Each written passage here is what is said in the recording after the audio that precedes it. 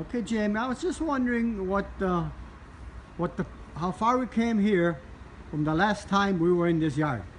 All right, well, I think, the video will show it all, but I believe the last time we spoke, the Reno Guy and the Meister, I think we showed you what we were going to do, and there was some trees in the way, and the yard was full of different things, and there was no real grade. There was no grass, not nice grass. And so since we last spoke, we've put up the fence, and this is a 4x4 cedar tone, 6-foot high fence, 4 feet in the ground, and as you can see, the posts are solid. Mike can take a picture of me, like you can see how solid that is.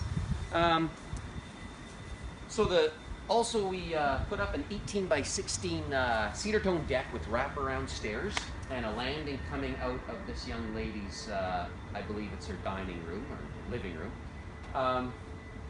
Lots of area for her and her friends to have a lot of fun on. Let's see, what else did we do? We built up the whole yard so that we graded everything away from her house and away from the garage. She used to have pools of water sitting here when there was an excess amount of rain, and I believe that we've solved that problem. But you can see the grass is so impressive. She's watered it every day for the last 2 weeks, and it's just lush and green and beautiful. So if it's done right, you can see what happens.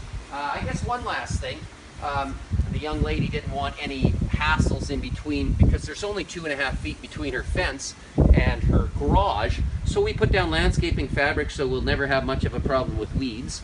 And we've got some rocks on top just to finish it off. And we reset the sidewalk, as you can see. Anyways, it is a beautiful sight. Yeah, and she's extremely pleased with it. So another pleased customer for the Reno Guy and Meister. Thank you for your time.